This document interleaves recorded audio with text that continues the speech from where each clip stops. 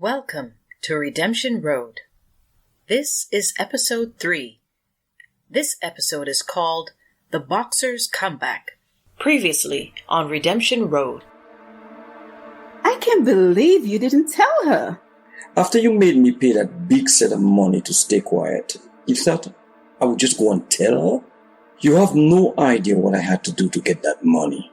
I was blackmailed into it. Delroy, wait.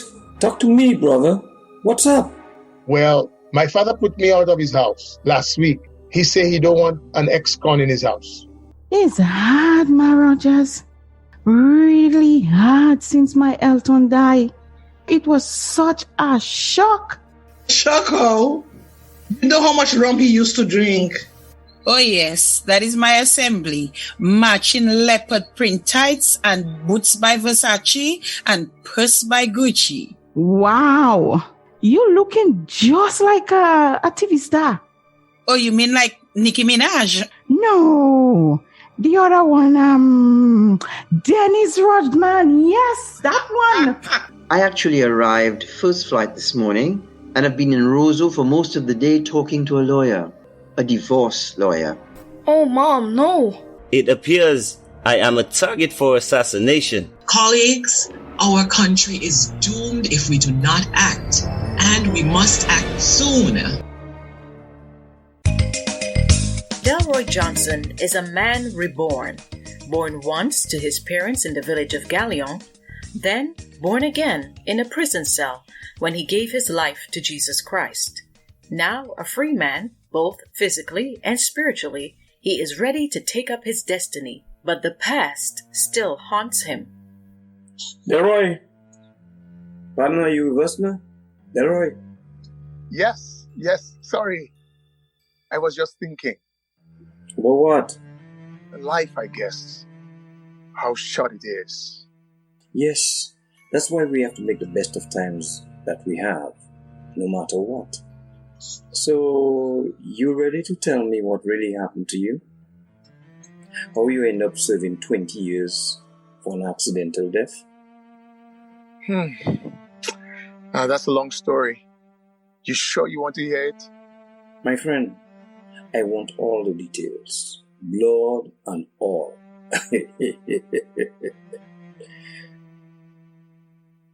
Okay. So I got 3 to 5 years for manslaughter. Yeah. So how did that turn into 20? Oh boy. Where to even start? For the first 2.5 years, nothing happened. Things were okay. I had a job. I was a trustee. Yeah. And so what happened? Well, about 3 months before my first early release review, some guys jumped me in the laundry room and they tried to kill me. Just like that? No warning? No warning. No reason.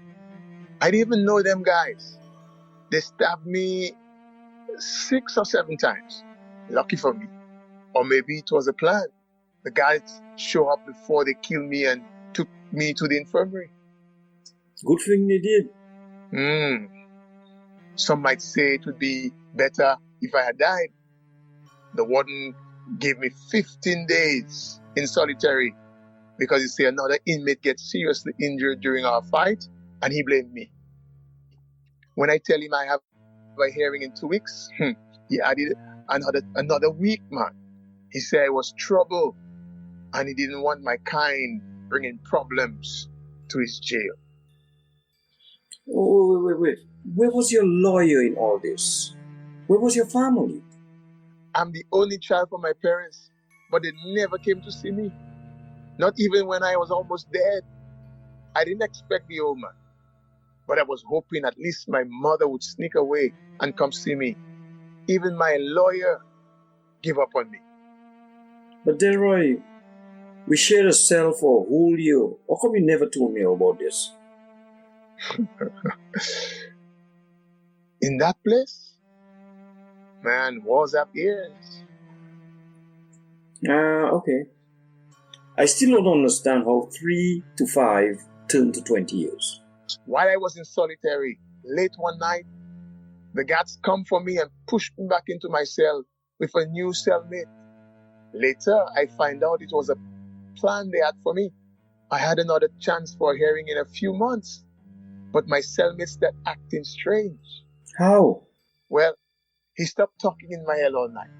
When he first came, he was acting real scared, bawling every night and telling his mother how he's sorry. Turns out, he was just trying to fool me. It was a plan. A few days before my hearing, the same fellas that stabbed me, plus this new guy, they come for me in the wood shop. But this time I was ready for them. Plus I had plenty of 2x4 around me to help me. So I smashed them up, man. And it was back to solitary for me. Hey, that's unbelievable. Believe it, man. Turns out those guys who jumped me the first time were family to the guy I killed. And my new cellmate? Well, it was his older brother. They paid the warden to get their chance for their revenge. Even when I came back from solitary 6 months later. 6 months? Yes, man. The warden got special permission from the Minister of Security at the time to keep me in solitary longer. So next thing, the authorities decided to make sure I was not a danger to society. So they had 20 years on top of over the original 5 years. I tried for years to get another hearing, but no luck. So I just decided I'm going to be boss in that place and make everybody respect me. Delroy, that's my opinion. It sounds like some kind of bad movie, and I felt my life was hard. Once, yeah. A few years later, you show up and start telling me I can choose a different path, that Jesus can save me no matter what have I done. I didn't believe you. But you still haven't told me what led to this young man's death. How did you end up killing him? That's going to have to wait for another time. Still hard for me to talk about it. I'll tell you later. Our story continues in just a moment. A young man is facing a battle of another kind. Keith Perriman goes to visit someone he hopes can help him, a man of God who was once mocked for his lifestyle. Thank you so much for letting me drop by, Mr. Brown. You can call me Troy, it's okay. I have a problem. I don't know where to start. Keith, when young fellas like you come to me, it's usually one problem they want to talk about. They're gay. I'm not gay. At least, I don't think so. I don't know. So, you are Pastor Felix's son, and you think you're gay? Boy, your people cannot be happy about that. My dad. I know. It was the same with me too. I always felt different growing up. I was playing cricket, football, running women, all that. But I knew I wasn't just one of those boys. So let me tell you the truth. I gave my life to Christ when I was around 25. By that time, I was living in the US with a man. No one in redemption knew that. Whoa! Yeah, I used to be wrong and strong and in your face with my attitude. It wasn't until God called me that I repented of my sin. So, you cured now? I can only speak of myself. God forgave me of my sin, and I stopped doing the actions that God says it's sinful. I have asked Him to take away the desires that are not of Him. He gave me the Holy Spirit, who gives me self-control. I focus my eyes on God and doing what is pleasing to Him with the life He blesses me with. What does that mean? You're not gay anymore? I no longer call myself that. I struggle with temptation daily, just like anyone else. To be tempted is not sin, you know. It's when you act under temptation, you do wrong. I understand, but I've had these feelings forever. How are they just going to go away? We are all born with feelings. All of us born in sin. Being sinful is our nature. It's only when Christ comes into our heart, the power of the Holy Spirit sets us free. So you're free? I claim that freedom from sin. This human body may want to do sin, but I am in control of it, not the other way around. I don't know if I can follow your way. Not my way. Pray and ask God to show you His way.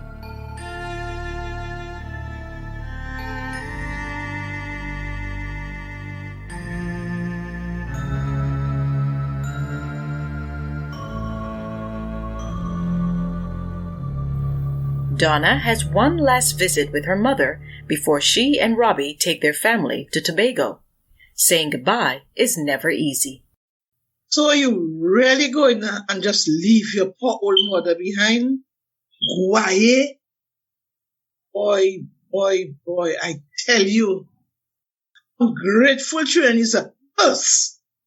Is that all I do for you? Mommy, I will be back in 6 months' time. You and Auntie will get along just fine. Don't worry for Donna. She just miserable. I will cheer her up. I'm going to take her dancing just now. You leaving me with this crazy woman. So, if you're trying to kill me, Charity, God rest her soul. She would never abandon me. That's a child who appreciated everything I ever did for her. Not like you. Everything you did for her? Like giving her to a grown man like Black when she was only 16? But yeah, don't know what you're saying. That come for her when she was 14. I tell him, make her grow a little still. I make him wait for her. I give her a chance. But my mother trade me for a bread to the neighbor when I was 9. 9 years old, Donna. I was just 9. Why are you telling her that? Girl, don't talk about those things there. That's a long time in the past. But why, Mommy? My Lord. Because my mother had 7 of us. And we had to eat. I didn't have a choice. But I say, my girls, they're not going to pass through what I passed through. Mommy, I'm so sorry. I didn't know. What happened to you? You think I want your pity? Keep it way. I don't know why you're telling her that for. You must get over those things, Vashti. How it helping to talk about it? What happened? As for you, you come down from New York ghetto saying like you have money. You think I don't know it's a knockoff you're wearing? Look, the Nike shoe have an extra letter in it. Since when Nike spelling Nikey? Don't pass your age on me. It's not my fault you don't know European brand name. That's how they spell in Nike in Sweden. You make me laugh. Okay. At least you're good for something. Are you still crying? Child, give me a hug and go catch your flight, okay? We will talk when I get back. It's not good for you to keep all this trauma bottled up inside. Talking nonsense now. Make her wash her face. Don't make her go in the plane like that. I'm like a play with son. We will talk, okay? Well, stay out of big people business, eh? Bye, Mommy. I love you. Bye. Thank God. She just there depressing me. Nobody not bringing me down. Yeah, but you have water in your eyes though. Look, take a shot of brandy. Vashti, what happened to you when we were kids? Mommy shouldn't have let that happen. She in her grave. I am still here, for better or for worse. I am still standing. Forget the brandy. Look under the bed, You will see a bottle of Nanny. Had to hide it from the pastor wife there. Girl, you're just too bad. Our story continues in just a moment. Halfway around the world from redemption, Blanca, the ex-wife of Reginald Black, overlooks an ocean view from her luxury apartment. She makes a call to Nita, the executive assistant to Prime Minister Black, and Blanca's full-time spy. It's me, Nita. What's the latest? I can't stay long. It's really bad. There are some men still in the house now. Foreign soldiers of fortune, he called them. They have so many guns. He's really paranoid then. He won't eat anything unless I taste it first. And he makes those men check every room before he enters. But I have to tell you something. Yeah? He called your name last night. We were having dinner and he stopped eating and looked at me. And he asked me if I had ever met you. What did you say? I said no. And then he said I was going to get the chance. I was so shocked I didn't answer. And he just went back to eating. I see. What does it mean? It means he knows you're working for me. I warned you, Nita. He may be losing his mind, but he's very clever and devious. You're in danger. What should I do? Who are you talking to? Oh, it's just a friend. I was just saying goodbye. What should you do about what? Get out of there, Nita. Oh, nothing really. Give me the phone. What? Reggie's just my friend. Hello, friend. What? No answer? Come on, baby. It's been 3 years. Say hi now. Oh, by the way, I found your little